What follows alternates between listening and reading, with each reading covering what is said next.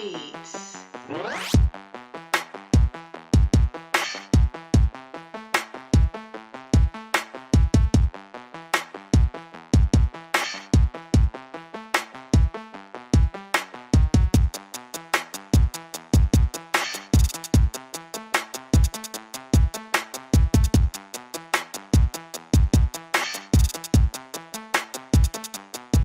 And jump in to the action here of what we have so far coming up, or how the league is doing so far. So we're gonna go ahead and start off with the Major League team, and it's up on the board.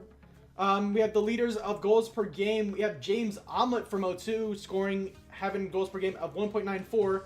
Trev from Eden following close behind at 1.46. Jackson third with Abyss at 1.42.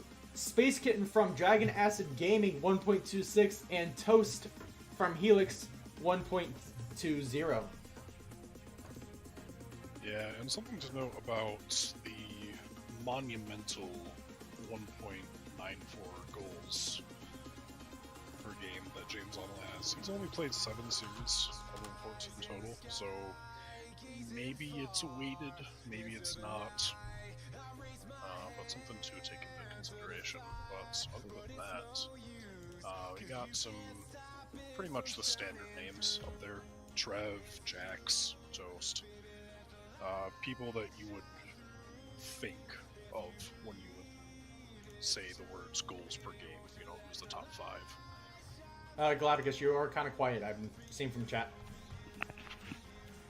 Oh, sorry about that. Let me turn you all the way up. There you go. Yes, as you always should. Thank you. You're at 200%. Alright, so Archiman, any words from this, or would you rather go to the minor leagues, which you are more likely an expert at?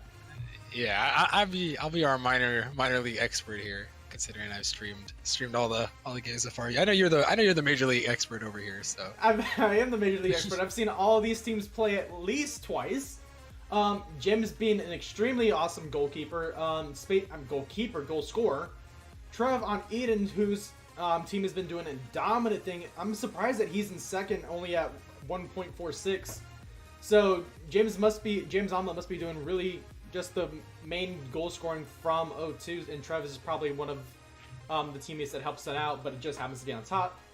I'm surprised to see Jax from Abyss. I haven't really had Abyss on stream actually at 1.42. I'm surprised they're up there. I think they're in the middle of the leaderboards. We'll check in later on. I think they're toward the middle. Dragon Acid Gaming toward, I think, about third in their division at 1.26, and Toast from Helix, who I think is fourth in their division, unless they did well this past week at 1.20. I mean, these guys have been like the main goal scorers for like their respective teams, and it comes from James Omelette as well. So that's how I picked it up from that. We can go ahead and go into the minors.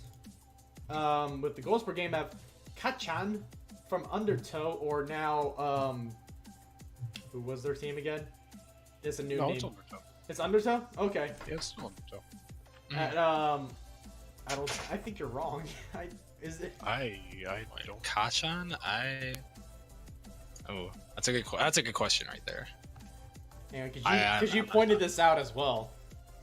Here, I'll go. No, it's Luminosity that had a different logo. Okay.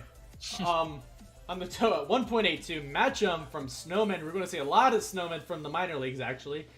At 1.46, McDirty from Doughboys, 1.45, Blue Mars, 1.30, and Floop from Nova, 1.27. Recommend, what can you say from these guys? I mean, obviously, like you said, we'll see a lot of the snowmen there with their high-powered offense. You see Matchum and Blue Mars kind of leading the way there, as well as McDirty, two of the top teams that we'll see in one of the conferences later. And then Floop over there from Nova, kind of putting the team on his back a little bit. And don't forget about Kachan up there. I haven't actually seen too much from him, but obviously it must be doing good on Undertow there to be all the way at the top at the 1.82. So here's the thing with Kachan, and this is more the same as James Omelette, where Undertow have played 5 games this season. And maybe he just did well against those 5 particular teams. I haven't seen the matchups. I know one of them was against Pinnacle, so that's a very tough game. Or I think it was against Pinnacle. But even so, only 5 series to go off of for this, as opposed to, besides Matcho, I'm pretty sure everyone here is the 14 games. So, very volatile in his goals per game right now. It's not very solidified, in a sense. So, we can assume that Katchen's goals per game will level out within the coming games, and we can see from that. Probably. I would imagine, but who knows? Imagine. He's just insane. Nobody knows about him because he's actually played against him. Alright, with that we can go into the assists per game leaderboards for both the minors and majors. And let's start with the majors once again as we're going through that thing at the moment. We have Daytona from Evolution at 1.18, Slimy from Dragon Acid Gaming 1.03, Bits from Monstars 1 flat, along with Zach, who is tied for third, from Eden at 1.0, and Swag Giraffe from Frosty 0.92. Since I have done the stream, I actually know these guys as well. Daytona is a really solid passer and is able to set up all these goals for his team in Evolution. Watching them play Daytona's, I thought at first that Daytona would be more of a scoring, like a striker type of a play style, but throughout the season I've seen him more of like a playmaker type, and it shows. He's leading the major league in assists per game with 1.18. A clear first place winner here with Slimy only behind him by 0.15 at 1.03. Slimy's been doing great setting. He's actually been the pass maker for Space Kitten when I've seen them stream. With Bits from Monstars and Zach both tied. I'm surprised Zach in third, tied with third from Eden, who's I think they're first overall. If they haven't lost another game, I think they're first overall. I think so. And then Swag Giraffe from Frosty, who's pretty much Frosty's actually, I think, the best contender for Eden coming up in the future, or if they have played. Have they played yet? No, they haven't. All right, they haven't played yet. Yeah, that's going to be a very good contention. Swag Giraffe at 0.92, just kind of behind Zach there. So I'm just kind of curious to see what this matchup is going to bring. Yeah, and I'm not too surprised to see someone from Eden on the top for assists per game. And that team just has so much offense going for them. So to have someone that's up there in assists per game, up at the top of the leaderboard, that's just comes naturally, comes with the territory, so to say. Anything from you, Ruckerman? I don't know. I mean, you talked about Daytona, kind of like it looks like a clear number one there. So obviously, you see a lot of offense going over there, and he's able to set up some good passing plays for his team. So yeah. All right, let's go ahead and take a look at the minors then real quick. We have our very own Galapagos leading the assists at 1.36 from the Snowman. Katchan, who's in second place from Undertow at 1.27. McDirty Doughboys 0.95. Profit from Century 0.88. And our Bears from Luminosity 0.83. Galapagos, want to stroke your ego a little bit here?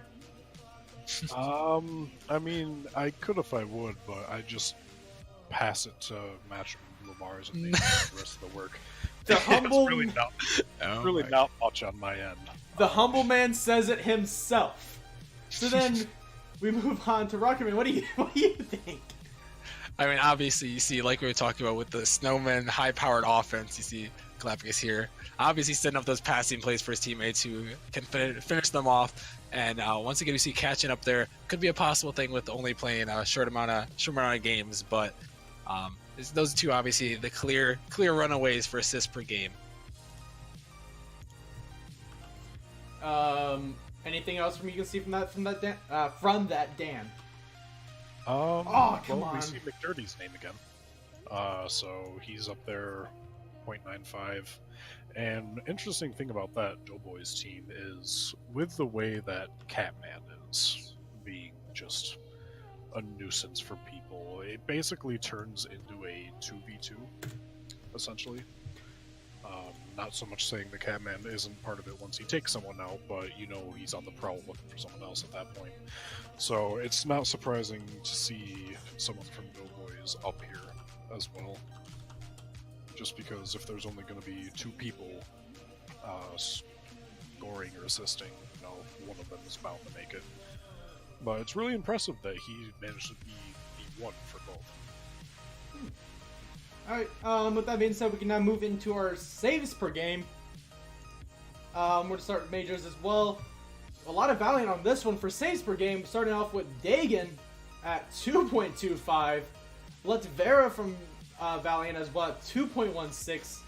DTR from Paradox, 1.91. Super from Wildcats at 1.88. And Slice from Illusion at 1.76. Only seen a Valiant play twice on the stream, and I can tell you right away that they are a very defensive team. This just adds it more to the proof of that. Both of them having more than 2.0 saves per game. Very solid defending team. DTR from Paradox, I've only seen him play once, but I know he's a really solid defender as well. Super and Slice, both are solid defenders. All of them are really solid, but I think out of all this, Valiant is just has like a park the bus type attitude when it comes to playing Rocket League. Yeah, look, from the looks of it, they've just been seeing shot after shot after shot after shot coming toward them. So it's good that they're being stopped. You know, they're not just going in. So it's good to see from Valiant. And I don't want to say hopefully we see Valiant under siege again, but hopefully we see some of those big saves coming out from those 2 players. Alright, let's take a look at the minors, where that is Rockerman's forte. Rockerman, here we go. The Mr. Horsey. Oh my goodness, that name. I love it. 2.24 saves per game. McDirty from Doughboys, 1.75. Floop from Nova, 1.73. Tekutan from CH4 at 1.64. And Jaragon 2K from Meme Squad at 1.60. Mr. Horsey dominating the saves per game, though. Wow. Yeah, that's our fault. We had a lot of shots against them in the series we had, and I think no. I think he racked up like 7 or 8 saves in that series, maybe even more. So, so Galapagos will take the blame on that one. Not me, because I can't shoot. He's just the assist guy. He's blaming, I'm the assist guy. He's blaming Mars here. He's blaming Mars in this one. In this blaming case, Mars. It's all Mars' fault. Rocketman, what do you have to say about this? But yeah, once again, I see McDirty there. We saw him on assists per game, we saw him on goals per game, and now we see him once again on saves per game. Like kind of like we talked about with that whole Catman and Doughboys kind of play style. Someone's got to be making those plays on that team, and it looks like McDirty's been around. We also see Floop for the second time. I believe he was on goals per game earlier also. So this shows you got a couple of really well-rounded players there at the top. All right, and then we move into our final portion of, well, not our final portion, before we go to leaderboards. We go into our bragging rights area, which is the points per game. Starting off with the majors, we have this leaderboard. James Omelette from O2 leading the points per game at 2.44. Trev following close behind at second with 2.23. Swug Giraffe from Frosty, 2.12. Space Kitten from Dragon Acid Gaming, 2.04. And Zach from Eden, 2.00. I really expected this from Eden. Even though they are a very dominant team, they have second and fifth place. 1, 2, 3, 4. Yeah, I can count. All right, but it does show that their points are spread out, so you can relatively see all 3 of these teams making high points per game, and these just happen to be in the top 5 of Trev and Zach. James Alma from O2. Really carrying the team for his guys. I bet his teammates are very thankful for him being on O2 and helping him out when they can. Swag Giraffe from Frosty. I think Swag has been doing pretty well. I've streamed him twice. I've seen him actually do really well defending, and haven't really seen him make any like big plays goal-wise, but defending and just passing the ball has been his forte. Space Kitten really great goal scorer, can make really make the shots that Slimy can make the passes to him, and Teddy being able to help him out with the defending, passing him up on field on a counterattack. So I've seen Space can pull off some amazing shots on himself. For all 5 of these guys, really close contention for points per game, and I mean, it's amazing to see these guys play. Yeah, like you said before, it doesn't surprise me at all that Eden has 2 names up here. They were the team to beat last season. They've only made 1 switch to their starting lineup, and you know, it looks like they're the team to beat this season, even though they do have, I think if they lose 1 more time, they'll be tied for last season. But at this point in the season, last season, they're pretty sure they were winless. So, yeah, and to go along with, sorry. Go on. Sorry to cut you off, but yeah, to go along with that, the points per game, we know that is the goals plus the assists. So it's obviously, you look back on like the goals per game. We saw James Omelette leading the way. We saw Trev up there. Space Kitten was on there, I believe, and we saw, I think Swag Giraffe was on assists. So obviously, you know, those high powered players that were near the top of those other categories are near the tops in the points per game. So a pretty well-rounded players able to get those goals and get those assists off to their teammates also. I'm just letting both Aerial Aces and Valiant know that just to go ahead and message me, because we're going to be jumping right into that game right after this. But it's good to take our times with this. Oh. Oof. Boy Wonder isn't on, so done. Okay, I'm just going to message him right now. Okay. Leaderboards. Yeah, and moving back to the whole major segments, you know what I'm very surprised to not see? What? We only had the 1 player from Illusion on this leaderboard. You know, they're the other team, if I remember correctly, that's also 12-2. I think it's Frosty. Yeah, it's Frosty, it's Eden, it's Illusion that are 12-2 there's 3, yeah. majors. So to only see Illusion once on those leaderboards and at saves for 5th, that tells me 2 things. 1, there's no standout player on that team, which is a good thing. And 2, all of them are capable of, you know, not carrying but not sandbagging either. So very well balanced in that Illusion team. Alright, with that being said, we're going to move into our leaderboards real quick. We're going to start with the Elite Conference. Have not put them on the board because it's suspense. What's it going to be? What's it going to be? And as expected, Eden and Monsters both leading their respective divisions. Eden leading the Polar, Monsters leading the Rocket division. O2, 10-4, Helix 9-5 take second. Wildcats 6-8, Abyss 7-7. Stark differences now as we go on through the rest of the leaderboards. Valiant 4-9, Aerial Aces 6-7, H2O 3-11, Evolution 6-8. Paradox 0-14, and Comet at 3-11. So Rocket Division showing a lot more competition. Polar Division showing some competition, I think, in their own unique way. Yeah, you know, you gotta fight for the top 2 in Polar. You saw O2 had James Omelette, who was a very potent point getter, not just scorer. So, you know, they're definitely not out of the race for that top spot yet, I wouldn't say. And looking at the Rocket Division, really tight in that 2nd to 4th bracket there. So a lot of spots up for that wildcard spot. Alright, with that being said, we now move into the Pro Conference. And Frosty and Illusion, both 12-2, will take first place so far, commanding their respective divisions. Ooh, excuse me. Fatal Strikers 9-5, Bedtime Z Sports 8-6, both take their respective second places. Dragon Acid Gaming tying for second. Fatal Strikers having a bit of a challenge here. Galaxies 6-8, taking third for all those. Ambush at 8-6. Storm tied for third. We're 6-8, so Galaxy has something to worry about now. Origin 5-9, less than 0, 5-9. Bread Esports 4-10. Anarchy is 5-9. All these 2 divisions I think are more competitive than the other 2 is what I'm get from this?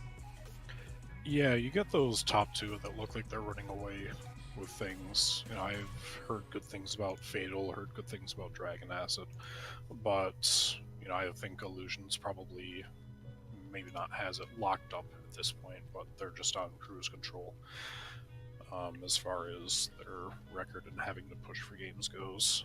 But you're seeing a lot of teams, you know, separating the top like 3 to 11 in this conference is 4 games, which is super close and means you have to be on it for every single game if you want that wild card spot, one of those 4. So it's not so much like in the other division where, you know, you got maybe 5 people that are looking to get those 4 spots. You know, you have pretty much 10 or 9 or 10 teams looking to get those 4 spots. So you always got to be looking over your shoulder. Oh, did I miss the minor league points per game? Yeah, we didn't need to talk about Snowman anyways. It's all right. Yeah, we don't. Let's take a quick look. Let's take a quick look. Sorry about that. I did not realize I skipped over that. Oh my goodness. But all right, Snowman have the lead. All right, we can move on. I'm just kidding. Catchan with Undertow at 3.09 points per game. McDirty from Doughboys 2.40. Galapagos from Snowman 2.27. Blue Mars from Snowman 2.12. And Match'em from Snowman as well 2.00. So yeah, we score a lot. they score. Yes, we score a lot. we score a lot, and you know we have like a 80% assist rating, or not rating, but 80% of the goals we scored are assisted. So we're just, it's all team plays. It's all looking to pass to each other, and we just click. I don't know. But yeah, we score a lot. With that, we'll take a look at the minor league leaderboards, and as you can see, Snowman leading the whole entire actually minor league with 14-0 undefeated season so far, followed by Pinnacle 13-1 from the Challenger Conference and the Cosmic Division, and following behind them, Toon Squad 11-3, Doughboys 9-5. Taking a look at the overview right away, I can tell from the Star Conference Chrome Division, very, very competitive. 4 teams are tied for second right now. I was saying this at the beginning of the season, but in the power rankings chat, they didn't believe me when I was saying the Chrome Division was going to be the toughest division in the league, and it's looking that way. I mean, the teams are all right there. Obviously, my team in Quantum, we're right in the mix, and Doughboys only got that 1 game lead over 4 teams, so it's a very tight division there, and you know it's gonna be interesting to see how that whole kind of wild card and division winner whole thing shakes out by the end of the season. It's completely up for grabs in that division. I mean, don't think maybe the division that Hydra came out of last season in majors was closer, but other than that, go ahead. Yeah. It's ridiculous how close everything is. But Toasty, you were going to say? Yeah, we can confidently say that you guys in the Snow and Iron Division confidently have your division. No doubt about that. Maybe. Yeah, probably. You have to do really bad in the next 2 weeks in order to have any kind of worry. Challenger Conference, Pinnacle easily has their division. They have to do really bad, but I don't see Pinnacle having that issue anytime soon. Steel Division, they might, Azimuth may have something going on with them, so we could see that being a possible threat, but Star Conference being the most competitive, anything could happen in that division. Animosity can come back, Elusive can take over, any of these teams can take over the division within a week. So we're just going to have to keep an eye on them and see how that goes. And I think with that, that wraps up the roundup. And oops. No, I don't have that. Alright, so we're just going to hold up to that and while I set up the next game. So with that would conclude the roundup for tonight. After this, we're